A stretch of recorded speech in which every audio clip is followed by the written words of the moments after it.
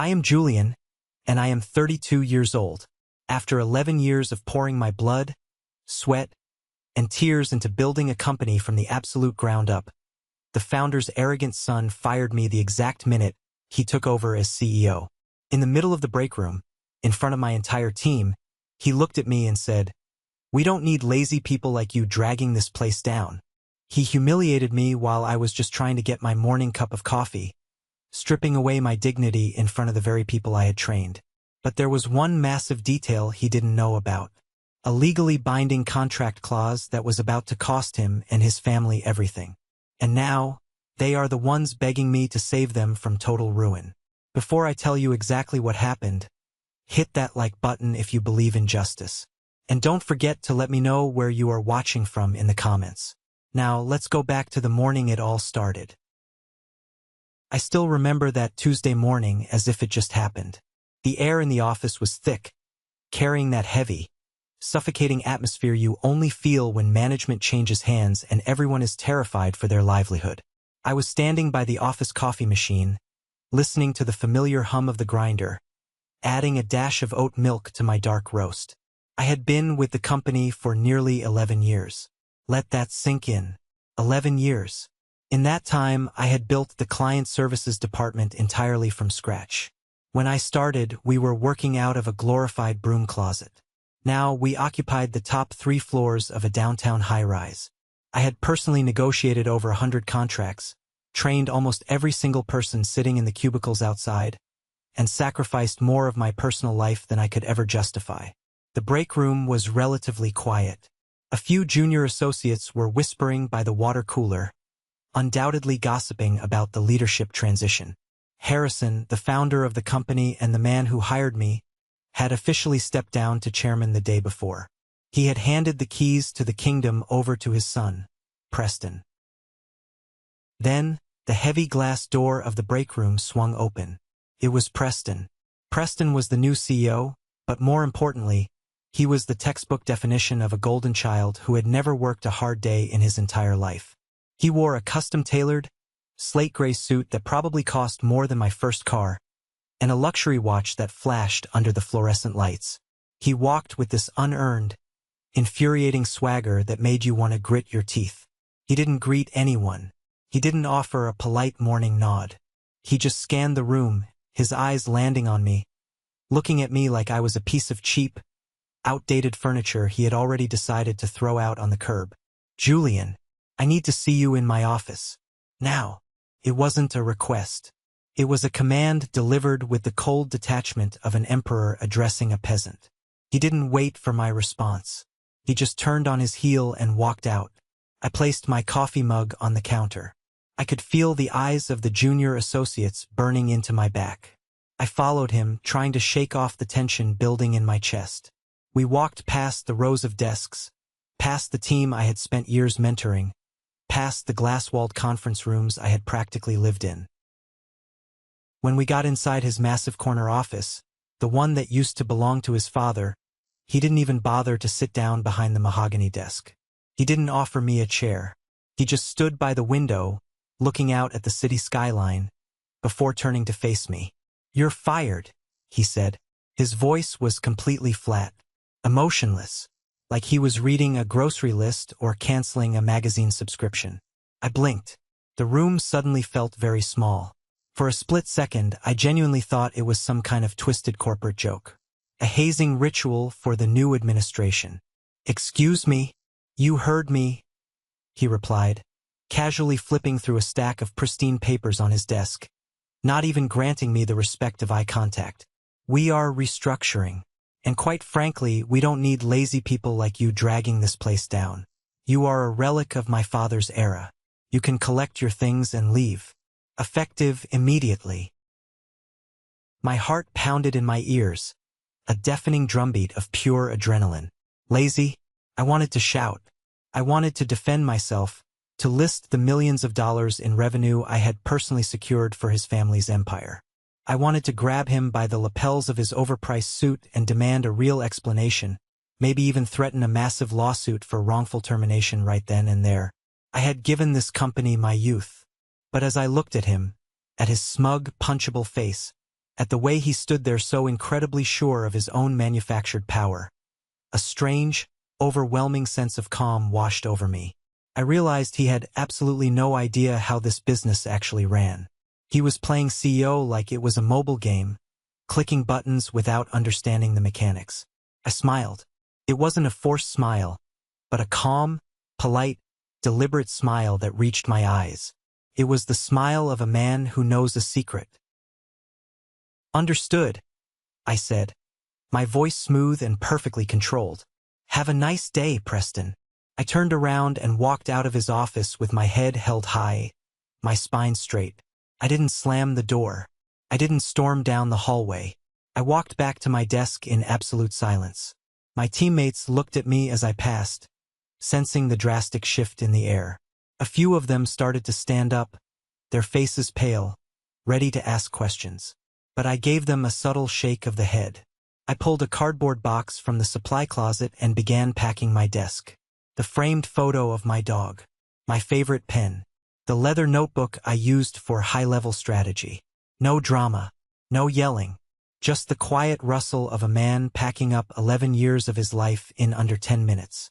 As I took the elevator down to the parking garage and got into my car, gripping the steering wheel until my knuckles turned white, the reality of it hit me. I had just lost my salary, my stability, my daily routine. My phone was silent. But I wasn't angry. Not yet. I was deeply, profoundly curious. The timing of Preston's little power trip was incredibly strange, almost suicidally stupid. We were literally 24 hours away from finalizing the company's largest deal of the decade with a massive international distributor called Kingswell. It was a deal I had spent 6 agonizing months preparing. I had flown to Dubai. I had learned their specific cultural business practices. I knew the client inside and out. I had even booked the final review meeting for that very next morning at 11 o'clock. And now I was gone. Had Preston even bothered to look at the contract details? Did he have any clue what he had just set in motion? I drove home in silence, the city rushing by my windows. I slept terribly that night, tossing and turning in my apartment, my mind racing through every possible scenario. But the real storm, the absolute hurricane of consequences, didn't hit until the next morning. My phone buzzed on the nightstand just after 8 o'clock. I didn't recognize the number, but I picked it up anyway. "Julian, it's Harrison." The voice sent a jolt straight down my spine. It was the real CEO, the patriarch, the man who had hired me. I thought the worst of the drama was over when I walked out of that building. I was so incredibly wrong. To truly understand the sheer panic radiating from Harrison's voice that morning, you have to understand the 11 grueling years that led up to it. I didn't just work for this company. I gave them the absolute best years of my life. When I first started, fresh out of college with nothing but ambition and a cheap suit, we were operating out of a cramped office park next to a dying strip mall. I was grinding out 80-hour work weeks, surviving on stale coffee and vending machine sandwiches. I sacrificed everything. I missed family Thanksgiving dinners, sitting alone in airport lounges with a cold turkey sandwich while on conference calls with overseas clients. I delayed putting money into my 401k or starting a real savings account because the company went through a lean period, and Harrison practically begged the senior staff to take temporary pay cuts to keep the lights on. I even navigated my own brutal, heart-wrenching divorce while managing their biggest accounts. I remember sitting in a hospital waiting room after my mother passed away, fielding a call from a panicked client because nobody else at the firm knew how to handle the account. I swallowed my personal grief, my literal tears, so the company's bottom line wouldn't suffer. Harrison built the company with grit, and I respected him for that. But as the money rolled in and the firm expanded, the culture shifted drastically. The real problem, the rot at the foundation of the company, wasn't even Harrison. It was his wife, Sylvia. Sylvia was a major shareholder, having invested her family's wealth early on, and she was the ultimate puppet master. She treated the corporate office like it was her personal country club. Over the years, I watched Sylvia slowly poison the well. She was the one who pushed for budget cuts in my department, freezing hiring and denying bonuses, all while making sure Preston got a massive early inheritance, a luxury condo downtown, and a vanity title as Vice President of Operations, a role he never actually showed up for. Sylvia absolutely hated me. She always had. I was self-made. I didn't come from a wealthy family, I didn't go to an Ivy League school, and I never kissed the ring. At company holiday galas, while I was busy networking with actual clients, she would glide over with a glass of champagne and make these vicious, passive-aggressive comments. She would loudly remark on how my department was a financial drain and how I was getting a little too comfortable in my position. I knew, without a shadow of a doubt, that she was constantly whispering in Preston's ear, grooming him. She convinced him that my salary was too high, that I was taking credit for the family's success, and that I needed to be removed. She wanted to clear the board so her golden child could rule his inherited kingdom without any seasoned, competent executives questioning his terrible decisions. So, when Harrison called me that morning, his voice trembling over the line, all of that toxic history came rushing back to the surface. "Julian," Harrison said, his voice tight, breathless, and laced with absolute terror. "Why the hell did you pack up your desk and leave? What happened?" I sat up in bed, the sheets falling to my waist. I rubbed the sleep out of my eyes, staring at the blank wall of my bedroom. "Your son fired me, Harrison." Silence on the other end. A thick, suffocating silence. Then, a sharp, ragged inhale that sounded like a man who had just been punched in the stomach. "What? Yesterday?" I said, keeping my tone perfectly neutral, devoid of any anger or pity. Preston pulled me into his office. He said I was lazy. He said I was dragging the company down and that I wasn't needed anymore. He told me to leave immediately. So, I packed my things and left. There was another long, agonizing pause. When Harrison spoke again, he sounded like a man standing on the edge of a very high cliff, looking down at the jagged rocks below. "Julian, tell me right now, did he read your contract before he did this?" "I don't think Preston reads much of anything, Harrison. You know that better than I do." "Julian, he is supposed to finalize the Kingswell deal today, isn't he?" "Yes," I replied calmly. "We were scheduled to meet the Kingswell executive team in the main boardroom at 11 o'clock this morning. It's the final sign-off." "Jesus Christ," Harrison muttered. I could hear papers being violently rustled in the background, a desk drawer slamming shut, followed by a loud thud, like he had just slammed his fist against the wall. "Julian, your employment contract has a specific clause, the one you insisted on after the last acquisition disaster. You are not just the lead account manager. You are the sole authorized negotiator for the Kingswell deal." I stayed completely silent. I let him hear his own words echo in the space between us. "He can't close the deal without you," Harrison continued, his voice bordering on complete hysteria now, the polished CEO persona entirely gone. "Not legally, not ethically, not practically. Kingswell's legal team is ruthless. That contract will completely fall apart the second they realize you aren't sitting at that table." A slow, burning realization settled deep in my chest.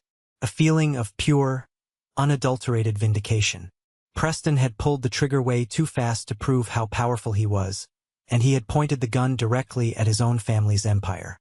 By law, the Kingswell executives would not recognize Preston, Harrison, or anyone else as a representative for this specific negotiation. If the deal fell through today, the company would lose millions in guaranteed revenue. Investor confidence would absolutely tank, and the massive real estate leases they had just signed in anticipation of this expansion would bankrupt them within a year. Harrison hung up the phone without saying goodbye. He was a man running out of time. I sat on my couch, pouring myself a fresh cup of coffee, watching the city wake up through my living room window. After 11 years of being treated like a disposable asset, after missing funerals and ruining my marriage for their profit margins, this was how the universe balanced the scales. A spoiled, impulsive kid had tried to play boss, treating people's livelihoods like game tokens, and he had just stepped on a landmine. 10 minutes later, the notifications started.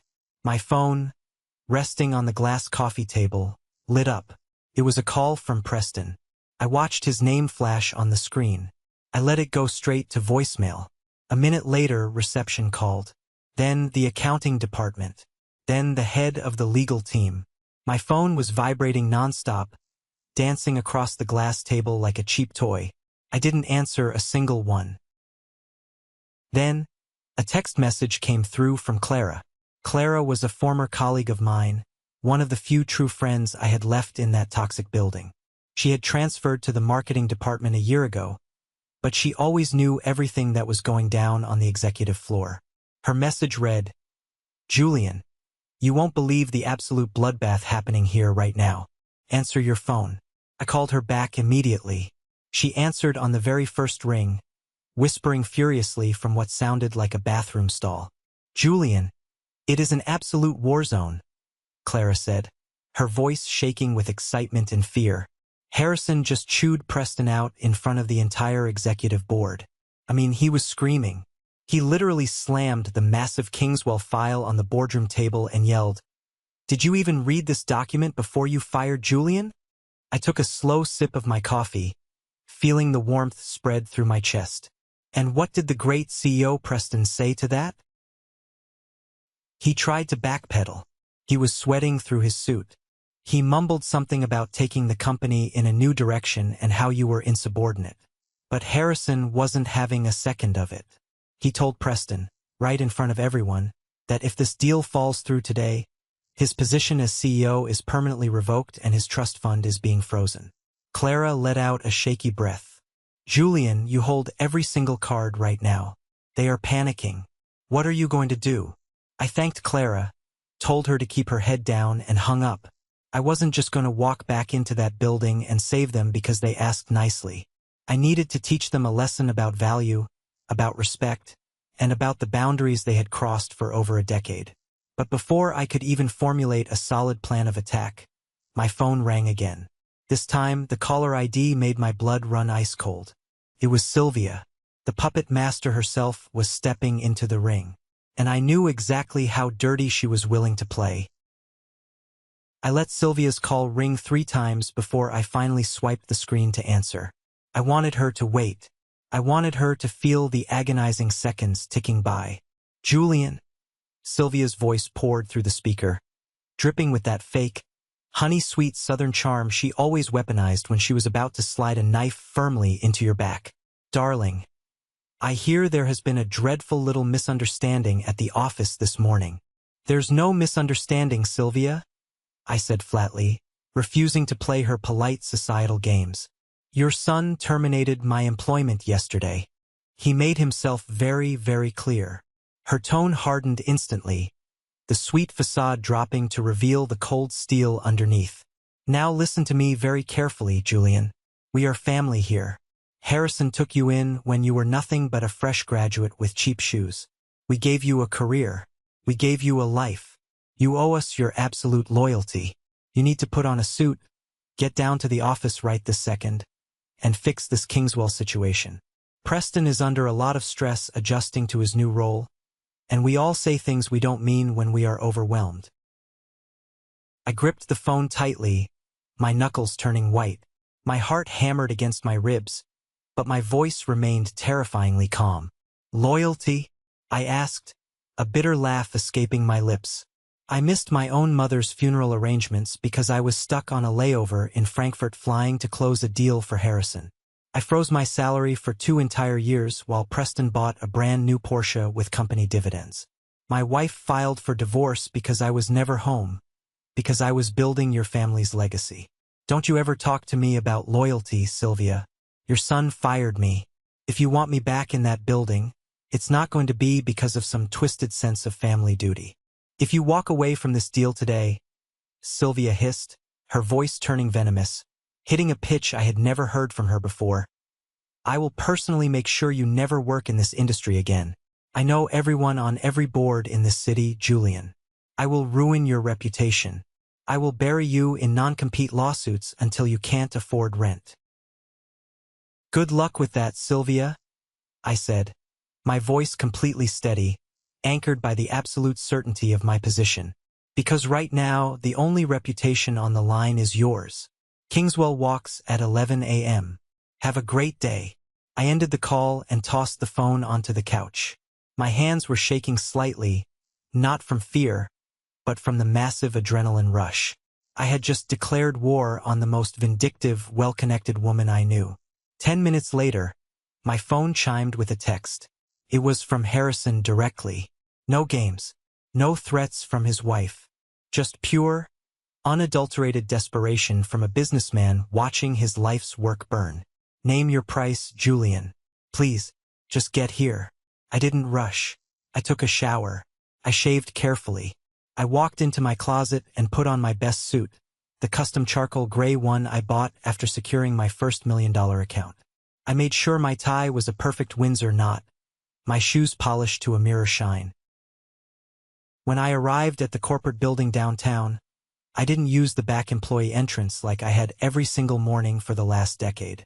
I walked right through the grand, glass doors of the main lobby. Fiona, the front desk receptionist who had been with the company for 5 years, literally gasped when she saw me stride in. She had been sitting there when Preston marched me out like a criminal the day before. As I walked across the marble floor, the sharp click of my shoes echoing in the cavernous space, the entire lobby went dead silent. You could hear a pin drop. Employees stopped mid-conversation, coffees frozen halfway to their mouths, staring as I walked past the security gates without swiping a badge. The guard didn't even try to stop me. I wasn't a fired employee crawling back. I was a mercenary arriving to save a besieged castle. I took the private executive elevator straight to the top floor. When the doors slid open, the tension in the hallway was palpable. Harrison was pacing rapidly outside his office, running his hands through his thinning hair. He looked exhausted, the heavy weight of his family's sheer incompetence finally crushing his shoulders. "Julian," he exhaled, stopping in his tracks. He looked like he wanted to hug me or collapse in front of me. I kept my distance, my face an unreadable mask. We went into his office and shut the heavy oak door. I didn't sit down. I stood across from his desk, commanding the space. "I have 3 conditions, Harrison, and they are non-negotiable," I stated clearly. First, a brand new contract drawn up immediately, a 30% base salary increase, and full executive autonomy over the client services division. Second, an ironclad severance package. If I am ever terminated again without documented legal cause, I walk away with 2 years' salary and full stock vesting. And third, Preston is not allowed to speak to me, email me, or look at my department's files. He is completely barred from my work. He is a ghost to me. Harrison swallowed hard. He was a proud, stubborn man, but he was backed into a corner with a gun to his head. Done. I will have the legal department draft it right now. I'll sign it myself. Have them draft it fast. I checked my watch, a calculated gesture. Tarek and the Kingswell executive team arrive in exactly 45 minutes. 20 minutes later, I stepped out of Harrison's office. My new, highly lucrative contract signed in blue ink folded in my breast pocket. As I walked down the hall toward the main boardroom, I saw Preston. He was standing near the water cooler, his face a blotchy, bright red. He looked at me with a mixture of absolute, venomous rage and humiliating defeat. His hands were balled into fists at his sides. I didn't say a single word to him. I didn't even break my stride. I just adjusted my cuffs, gave him a brief, pitying glance, and walked straight past him into the glass-walled conference room. At exactly 11 a.m., the elevator doors chimed, and Tarek, the CEO of Kingswell, walked onto the floor flanked by his legal team. Tarek was a stern, brilliant businessman who valued respect, cultural awareness, and absolute precision above all else. He didn't suffer fools, and he certainly didn't do business with disorganized companies. As he entered the boardroom, I stood up, buttoned my jacket, and greeted him fluently in his native Arabic dialect, a skill I had spent months perfecting just for this moment.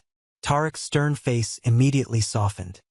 His eyes lit up, and he reached out to shake my hand with a firm, genuine grip.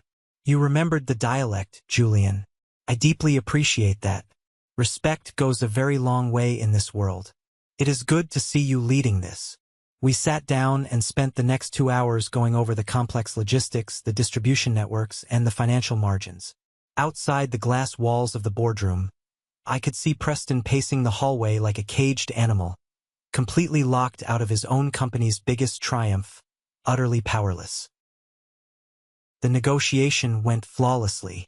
By 1 p.m., Tarek smiled, pulled a gold pen from his pocket, and signed the massive stack of paperwork. The multi-million-dollar deal was secured. The company was saved from the brink of disaster. Harrison walked in after Tarek left, shaking my hand vigorously, genuine relief washing over his tired, lined face. "You saved us, Julian. You saved the firm. I owe you a massive apology." "You don't owe me an apology, Harrison," I replied, looking directly through the glass at Preston, who was glaring at us from afar. "You owe your company a real leader, one who knows the difference between unearned power and actual responsibility." I walked out of the building that afternoon feeling untouchable. I had beaten them at their own game. I had secured my future, a massive salary bump, and my dignity. I thought I had won the war. But I should have known that toxic, narcissistic people don't just accept defeat gracefully. They go underground. And Preston, fueled by his mother's rage, was about to launch a campaign of sabotage so dark, so insidious, and so highly illegal, that I would have to burn the whole company to the ground just to survive it. The weeks immediately following the massive Kingswell deal were incredibly strange. On paper and to the outside world, I was the undisputed hero of the firm. The industry newsletters and corporate blogs featured our company's massive expansion, highlighting the strategic genius of the client services team. My inbox was flooded with quiet congratulations from staff members who were too afraid to praise me publicly but deeply respected what I had done. But inside the walls of the office, the atmosphere was thick with paranoia. A cold, silent war had begun. Harrison had kept his word, mostly. He had publicly stripped Preston of his involvement in any high-level client strategy regarding my accounts. But Preston was still technically the CEO. He still held the title, and a wounded narcissist with executive power and a bruised ego is the most dangerous creature on earth.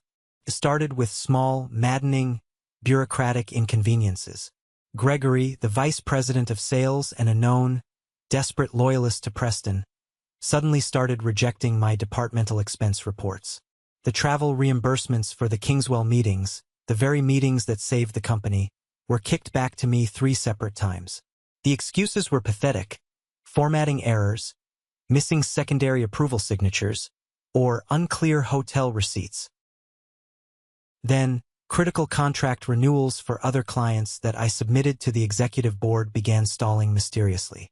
Physical files were miraculously misplaced from locked cabinets. Digital approvals were delayed until the absolute last minute, forcing my team to scramble and making us look disorganized and incompetent to our long-standing clients. I knew exactly what they were doing.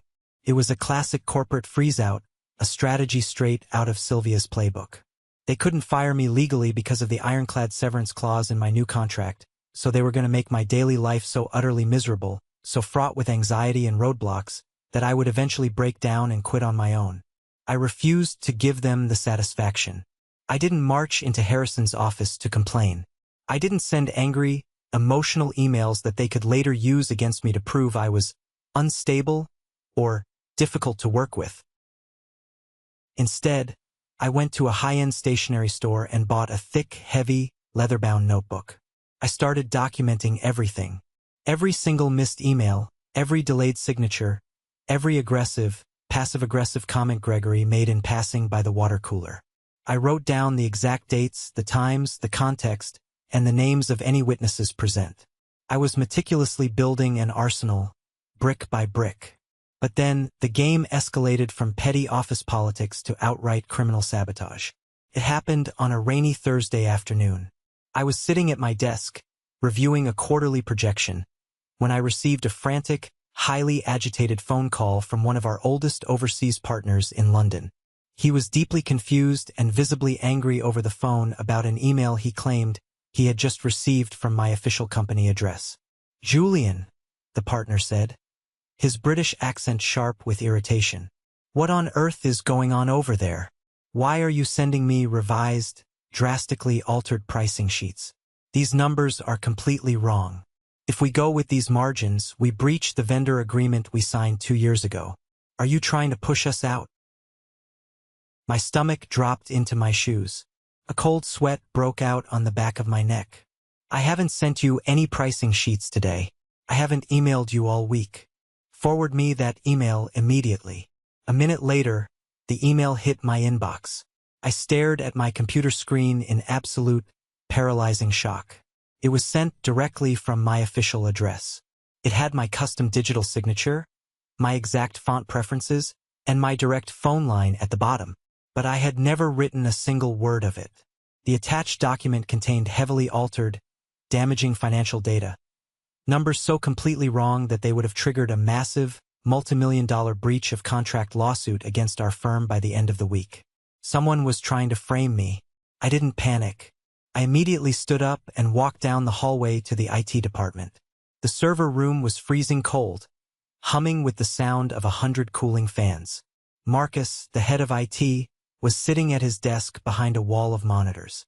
Marcus and I had always been friendly. We talked about baseball scores in the elevator, and he had helped me recover lost hard drives in the past without ever filing a formal ticket. I thought I could trust him.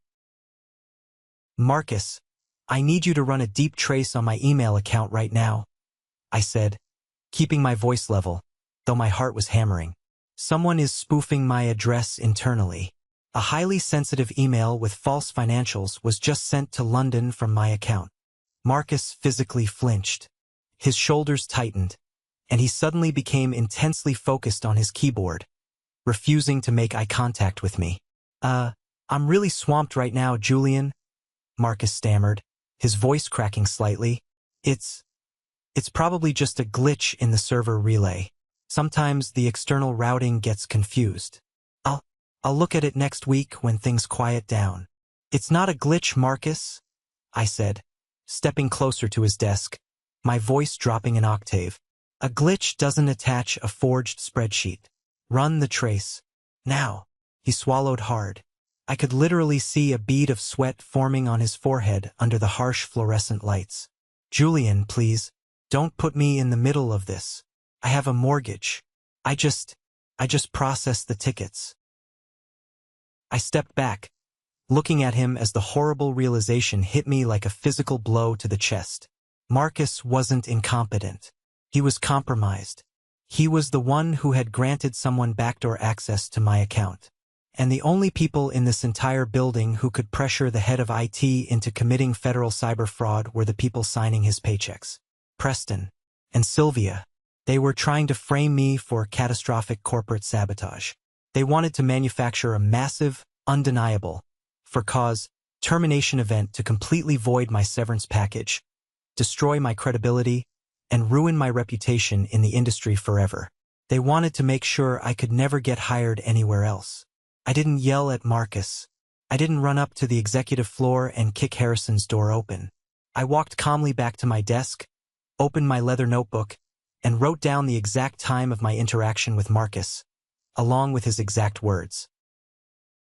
I was completely isolated. The CEO wanted to destroy me. The powerful board member mother was pulling the strings in the shadows. The VP of sales was actively blocking my resources, and the IT department had willingly handed over my digital keys to my enemies. I was standing perfectly still in the dead center of a massive manufactured hurricane. But they made one fatal, arrogant miscalculation. They thought I was still the same terrified, overworked, desperate employee from 11 years ago. They didn't realize that I had spent the last decade reading every single line of fine print, every legal statute, and every compliance regulation in this industry. I knew exactly how to follow the money, and more importantly, I knew how to trace the digital footprint. I reached deep into my bottom desk drawer, past the files and spare pens, and pulled out a prepaid burner phone I kept for emergencies. I dialed a number I hadn't used in over 5 years. It belonged to Victor, a private, external systems auditor who specialized in forensic corporate data and white-collar fraud. If Preston and Sylvia wanted to play dirty, if they wanted to drag my name through the mud to protect their fragile egos, I was going to turn all the lights on. I was going to expose the entire rotting, corrupt foundation of their family empire to the board, to the clients, and to the authorities. I was about to bring the whole house down. I didn't use the sleek, company-issued smartphone they had given me last year to make the call. By this point, I was fully aware that every single digital footprint I left inside that building was likely being monitored, logged, and analyzed by Preston's loyalists. I knew how corporate espionage worked, especially when it was being run by incompetent people who watched too many spy movies.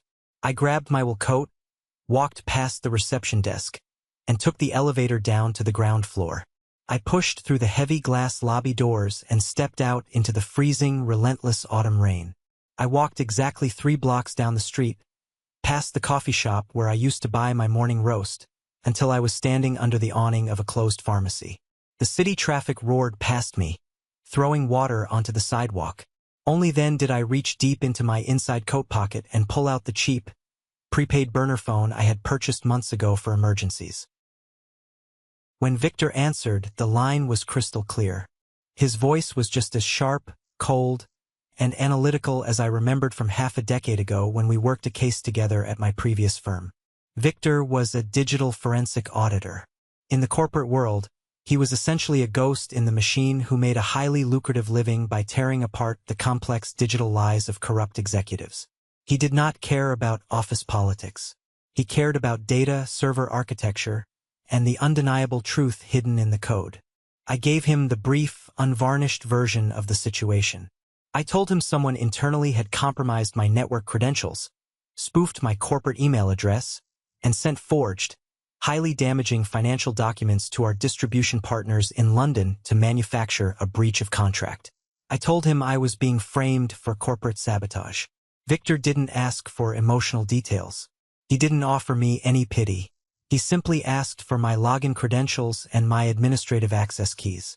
Under my newly signed contract, I had full executive rights, which legally allowed me to authorize an external audit. I gave him the routing numbers. He told me to buy him exactly 24 hours to pull the server logs, trace the IP addresses, and build the timeline. Those next 24 hours were the most grueling, anxiety-inducing hours of my entire professional life.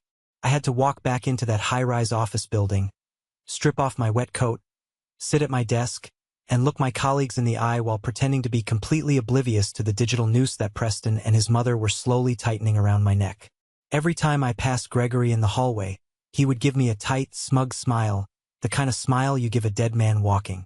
Every time I looked toward the executive suites, I could feel the invisible weight of their arrogance pressing down on my department. Preston and Sylvia were practically radiating complacency. They truly believed they had executed the perfect crime. To them, I was just a blue-collar worker who had climbed the corporate ladder through sheer stamina and stubbornness. Because I didn't come from a wealthy family with a massive inheritance, they assumed I was uneducated in the ways of power. They assumed I knew client relations but was entirely ignorant of the technical, deep-level server architecture that actually ran the firm. They thought my success was a fluke, and they were ready to prove it to the entire board of directors. The next morning, at exactly 9 o'clock, the trap was officially sprung. I was reviewing a quarterly projection spreadsheet when I received an automated email notification on my desktop screen. The invitation didn't come from Harrison's office. It came from Preston's personal executive assistant. The subject line read in bold red letters, Emergency Disciplinary and Compliance Review, Boardroom 4A. Attendance was marked as mandatory. I locked my computer screen, adjusted my tie, and walked down the long, carpeted hallway toward the executive wing. When I pushed open the heavy glass doors of Boardroom 4A, the physical setup of the room was incredibly calculated. It was designed to intimidate, to break a man's spirit before he even had a chance to speak his first word.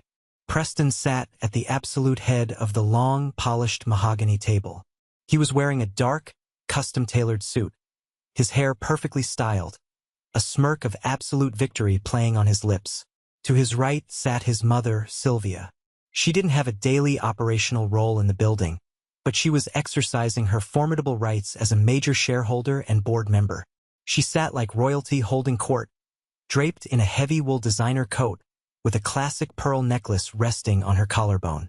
She looked at me with an expression of cold, aristocratic disdain, the way you might look at a stray dog that had wandered onto your pristine lawn. Gregory, the vice president of sales, sat next to them, looking incredibly nervous but eager to please his masters.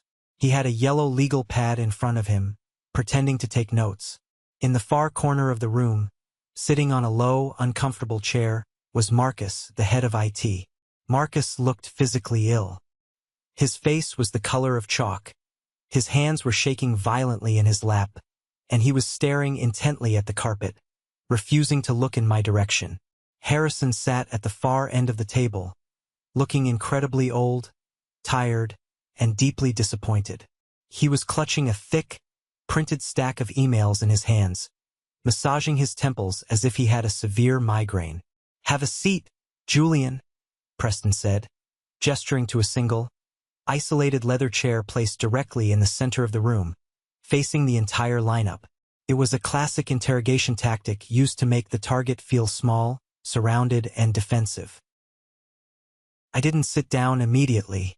I refused to let them dictate my physical space. Instead, I walked slowly over to the side credenza, poured myself a glass of ice water from the crystal pitcher, took a slow, deliberate sip, and then walked over to the chair. I sat down, crossed my legs, and unbuttoned my suit jacket to make myself comfortable.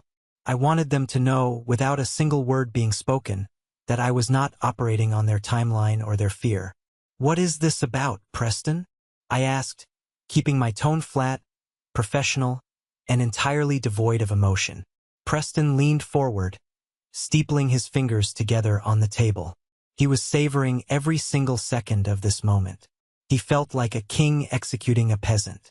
"Julian, we have a catastrophic compliance issue on our hands.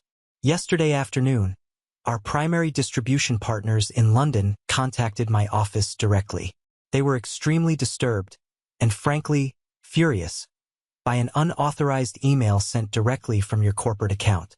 An email containing heavily altered, fraudulent pricing sheets that completely violate our core vendor agreement and our strict non-disclosure policies." Sylvia chimed in, her voice dripping with a fake, motherly disappointment that made my stomach turn. "Julian, darling, we gave you everything. After your little tantrum last week, my husband signed a massive new contract for you. We raised your salary, we gave you complete executive autonomy, and we trusted you to represent this family's legacy. And this is how you repay us? By intentionally trying to sabotage our overseas relationships out of some petty, bitter grudge because you feel underappreciated." I looked directly into Sylvia's cold, calculating eyes. "I did not send that email, Sylvia, and you know that." Preston scoffed loudly, a harsh, grating sound. He tossed the printed copies of the forged email across the mahogany table. The papers slid across the polished wood, hitting the base of my water glass. "It came from your terminal, Julian. It has your unique digital signature. Marcus ran a deep-level trace on the server logs last night, and he confirmed that the message originated from your exact workstation during office hours. Isn't that right, Marcus?"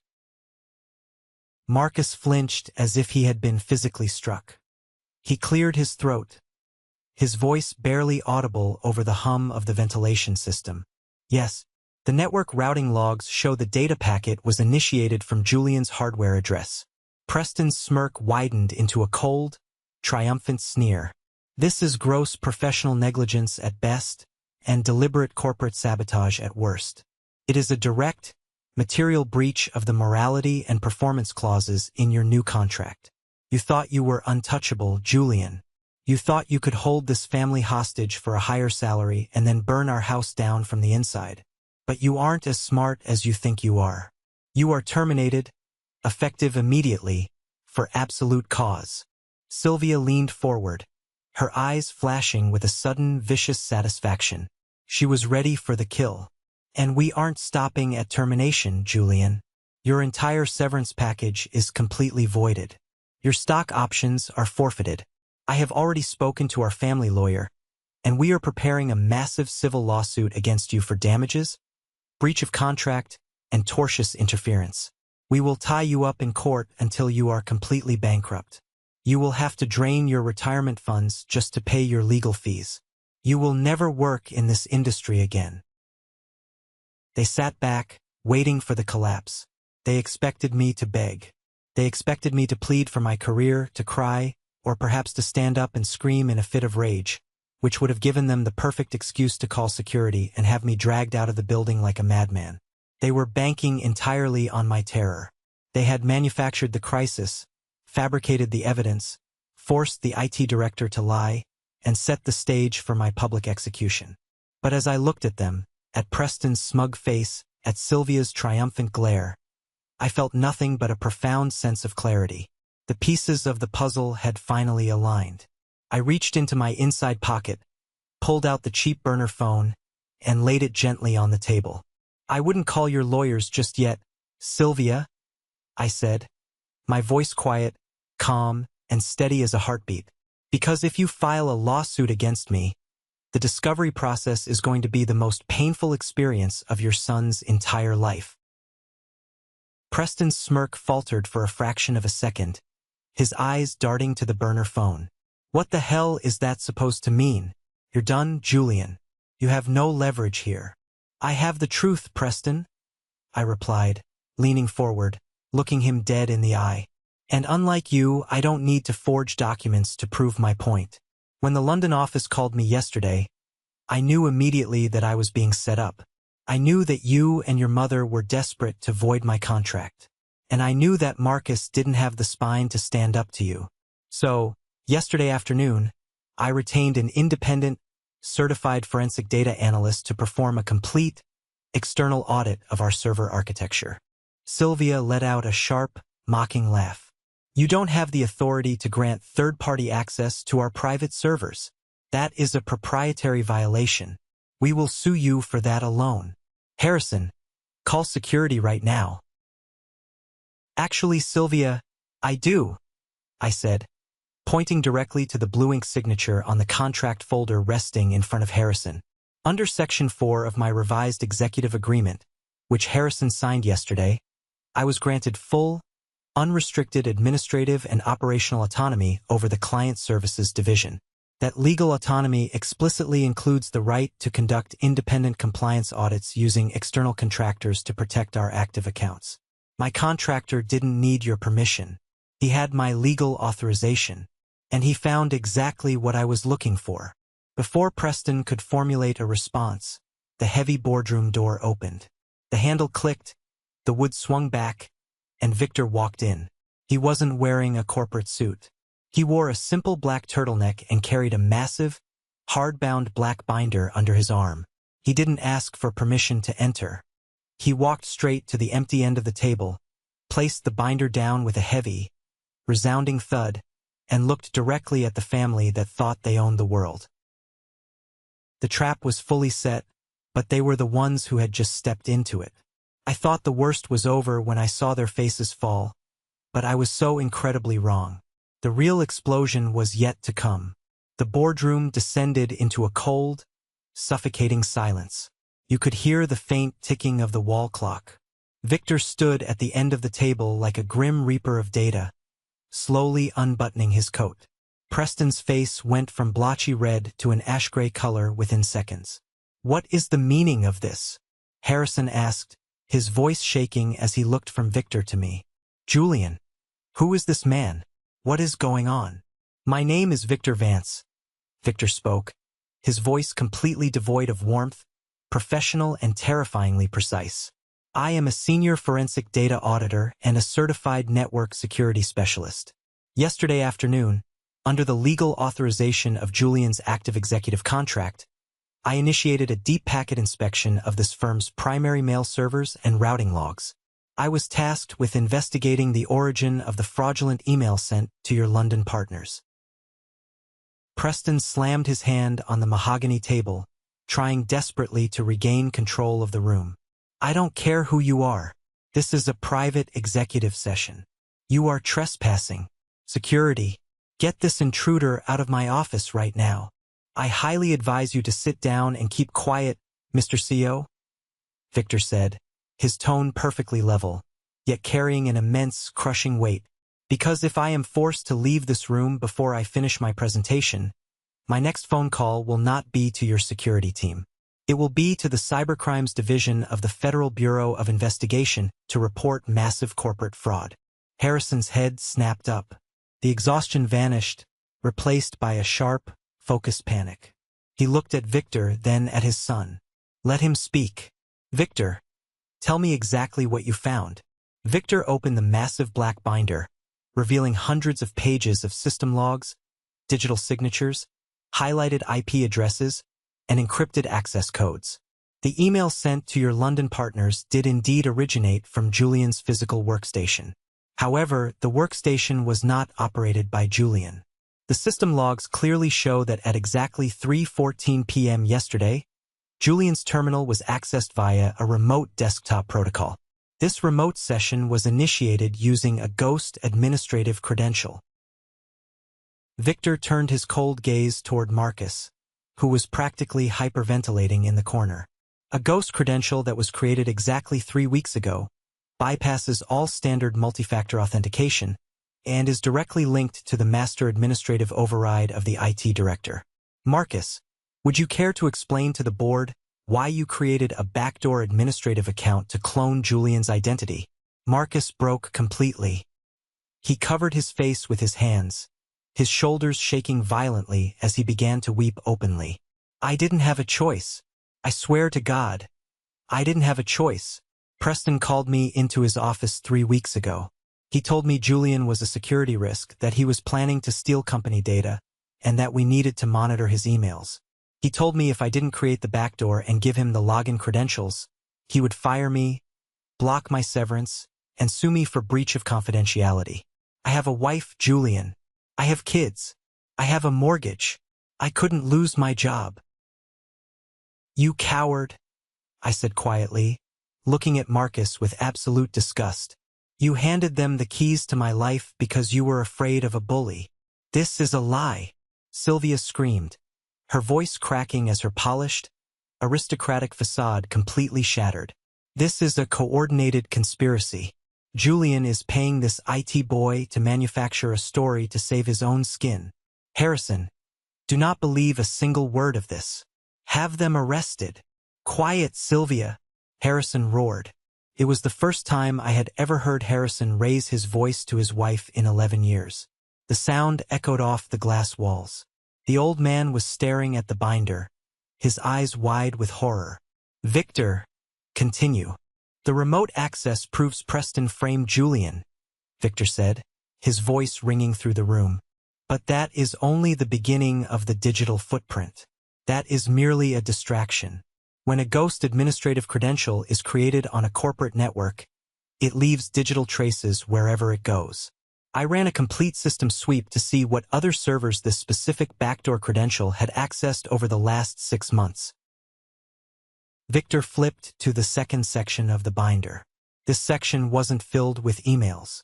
It was filled with bank routing numbers, ledger entries, and wire transfer receipts. Mr. Cole, Victor said, looking directly at Harrison.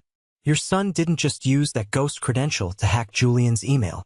He used it to access the core treasury and accounting servers of this firm. Over the last 6 months, ever since Preston was given his vice president title and access to the corporate accounts, large sums of money have been systematically siphoned out of your operational reserves. The funds were disguised as payments for dummy invoices, consulting fees, market research, and vendor retainer fees paid to a firm called Apex Group. Harrison frowned, his brow furrowing in deep confusion. Apex Group? We don't do business with anyone by that name. We have never had a vendor called Apex Group. Exactly, Victor said, because Apex Group is a shell company registered in Delaware under a blind trust. And the sole beneficiary of that blind trust, as confirmed by the bank routing registration I retrieved through my financial audit network, is your son, Preston Cole. The room went dead silent. The truth was finally out in the open, hanging in the air like a poisonous gas. The great, untouchable family empire was built on theft and lies. The total amount embezzled over the last 6 months, Victor stated, his voice flat and devastating, is $2,485,000. Harrison slowly turned his head to look at his son. Preston was sitting frozen in his leather chair, his eyes wide, his mouth slightly open. He looked like a child who had just been caught stealing from the cookie jar, except the cookie jar was a multi-million-dollar corporate treasury. "Preston," Harrison whispered, his voice trembling with a mixture of profound grief and absolute fury. "Tell me this isn't true. Tell me you didn't steal from this company, from your own family, from the people who work here." Preston couldn't speak for a long moment. He swallowed hard, his face turning a deep, sickly shade of white. "I can explain, Dad," Preston stammered, his voice incredibly high-pitched and frantic. It was temporary. I had some bad investments. The real estate market crashed on those commercial developments I bought in Chicago. I was margin called by the bank. They were going to seize my assets. I just borrowed the money to cover the margin calls until the Kingswell deal closed. I was going to put it all back. I swear. I was going to fix it. You were going to put it all back by framing me," I said, my voice cutting through his pathetic, whining excuses. "Look at the forged email Preston sent to London, Harrison. Look at the numbers he altered. He changed our pricing sheets to show a projected quarterly loss of exactly $2.5 million. He wasn't just trying to get me fired. He was creating a paper trail of catastrophic financial mismanagement under my name.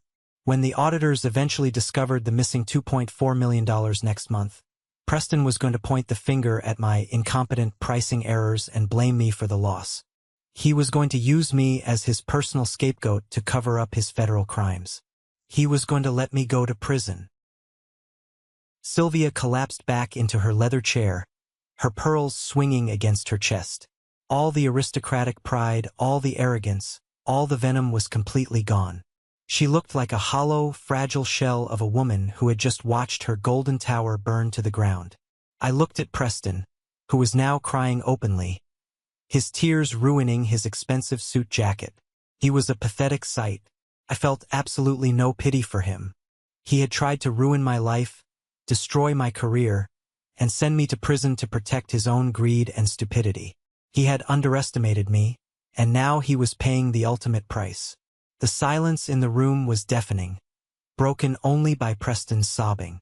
"Let's pause for a moment. Thank you for staying with me this far, you're truly amazing. Please help me by liking the video and commenting the number 1 below so I know you've been here with me until this point. This not only helps more people discover this story, but also lets me know that my experiences mean something to someone. Your support is the greatest motivation for me to keep sharing the rest of this journey." The aftermath of the revelation was swift, brutal, and utterly devastating for the Qley family. The illusion of their superiority had been shattered into a million pieces on the boardroom floor. Harrison stood at the head of the table, his chest heaving, his hands clenching into tight fists. He looked at his son with an expression of pure, unadulterated disgust. It was the look of a father realizing that his life's work, his legacy, and his family name had been dragged through the mud by the very person he had tried to protect and nurture. "Harrison, please," Sylvia whispered, her voice cracking as she reached across the table to grab her husband's sleeve. She was begging now, her pride completely broken. "He is our only son. We can fix this. We can use my personal inheritance account to cover the missing funds before the board of directors find out. We can pay Julian whatever he wants to keep this quiet. We can give him a promotion, a massive bonus. We can handle this privately as a family. Please, don't destroy our son's life over a mistake."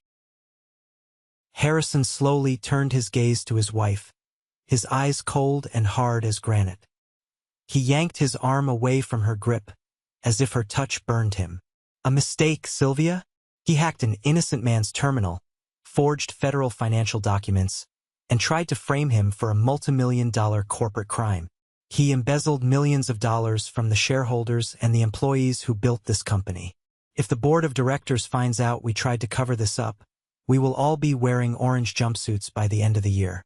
I am not going to federal prison to protect your spoiled, criminal son. You ruined him. You enabled this. Harrison reached over to the intercom on the mahogany table and pressed the master call button. His hand was shaking, but his voice was firm. Fiona, send security up to the main boardroom immediately. And call our corporate legal counsel. Tell him to get up here right now. Preston panicked. He jumped out of his chair, knocking it over backward with a loud crash that echoed off the glass walls. Dad, no, you can't do this. I am the CEO of this company. I am family. You can't have me escorted out by security like a common criminal. You aren't the CEO anymore, Preston, Harrison said, his voice flat, hollow and dead. You are finished. As of this exact second, your employment with this firm is terminated for gross misconduct, fraud, and criminal activity. I am stripping you of your title, your corporate access, your company phone, and your shares. You are going to sit in my office with our legal counsel, and you are going to write a full, detailed, signed confession of every single dollar you siphoned out of this firm. If you cooperate, and if you sign over all your personal assets to repay the debt, I might not press criminal charges on behalf of the board. But if you fight me, even for a second, I will let Julian hand that binder over to the authorities today. The heavy boardroom door opened, and 2 security guards walked in. They looked confused, expecting to be asked to remove me or Victor. Instead, Harrison pointed a trembling, angry finger directly at his son. Escort Preston to my office, Harrison commanded, his voice echoing in the large room. Confiscate his building badge, his company phone, and his keys immediately. He is not to touch a single computer in this building. If he tries to leave, call the police. Watching Preston being physically patted down by the security guards, his expensive watch and designer phone confiscated right in front of my eyes, was the most satisfying moment of my entire career. He wept openly, his nose running, his face red and blotchy as the guards took him by the arms and marched him out of the room. The golden child, who had stood in the break room just weeks ago telling me, "We don't need lazy people like you," was leaving his father's company in absolute disgrace, humiliated in front of the very people he tried to destroy. Sylvia stood up slowly, her face pale, her eyes filled with a terrifying, venomous hatred as she stared at me. Her hands were shaking as she clutched her pearl necklace. "You planned this, Julian. You targeted my son. You destroyed our family." "I didn't destroy anything, Sylvia," I replied, my voice calm and perfectly steady as I closed my folder and thanked Victor. "Your son destroyed himself. You just spent his whole life holding the flashlight for him, convincing him he was above the law. I simply refused to be his victim. You should call your lawyer." She didn't say another word. She grabbed her designer purse, her high heels clicking frantically on the hardwood floor as she chased after her disgraced son. Marcus, the IT director, was still sitting in the corner, his head in his hands, trembling like a leaf. "Julian, please. I didn't want to do it. I was terrified of losing my pension. I have a kid in college." I looked at Marcus. I understood fear, and I understood the pressure of having a family to feed. But there are some boundaries you do not cross. Betrayal is still betrayal, no matter how much you try to justify it. "Pack your desk, Marcus. You handed over my digital identity to a bully to save your own skin. I won't press charges against you, but you are finished in this building. You have until noon to clear your office." He nodded slowly, too broken to argue, and crept out of the room. Finally, it was just Harrison and me left in the massive, quiet boardroom. The storm had passed, leaving behind a trail of absolute devastation. Harrison slumped heavily into a chair, covering his face with his hands. "I am so sorry, Julian," Harrison said, his voice muffled by his palms. "I was blind. I let my wife dictate the board, and I let my son run this firm into the ground. I should have trusted you from the beginning." "You should have, Harrison," I said honestly. I wasn't going to offer him cheap comfort. "You allowed a toxic, entitled culture to fester because it was easier than confronting your own family's greed. And it almost cost you everything." "I am stepping down as chairman," Harrison said, looking up at me, his eyes filled with a profound defeat. I can't face the board after this. I am going to retire quietly. But the company needs stability, Julian. The clients need someone they trust. Someone Tarek trusts. I am not becoming your cleanup crew, Harrison, I said, packing my briefcase. I am not going to run this firm while your family holds the keys. No, Harrison agreed, shaking his head. I am transferring 10% of my personal founder's shares directly to your name. You will be the executive director of operations with major shareholder voting rights. The board will bring in a transitional CEO, but you will have the real power. You will have full operational control over the entire firm. I stood there, looking out the window at the city skyline. 11 years ago, I would have cried tears of joy for this kind of recognition. Now, I just saw it as a massive, difficult responsibility. But it was a responsibility I was ready for. On my terms. Have the legal team draft the share transfer and the executive promotion, I said. And Harrison? If Sylvia or Preston ever step foot on this floor again, I walk. And I take Kingswell with me. Harrison nodded weakly. They won't, Julian. I give you my word. 3 months passed in a blur of intense, grueling work. The transition was incredibly difficult, but it was the most thorough cleanup work this company had ever seen in its entire history. The board of directors held an emergency closed-door session, and the truth of Preston's embezzlement was handled with absolute, ruthless efficiency. Preston managed to avoid a federal prison sentence, but only because Harrison forced him to liquidate his luxury downtown condo, sell his expensive sports cars, and sign over his entire personal inheritance to repay the stolen $2.4 million back to the corporate treasury.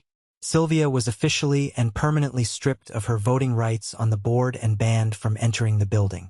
The golden child was banished, sent to live a quiet, disgraced life out of state, completely cut off from the family fortune and the corporate world. As for me, I officially stepped into my role as executive director of operations and a major shareholder of the firm. I didn't move my things into Preston's massive, pretentious corner office. I chose to stay on the main floor with my team, in a modest glass-walled office where my door was always physically open to anyone who needed to speak with me. The very first action I took in my new position was to terminate Gregory, the vice president of sales, who had actively participated in the campaign to freeze me out. I didn't make a dramatic speech, and I didn't humiliate him in front of his peers. I simply called him into my office, handed him his severance paperwork, and told him his services were no longer required.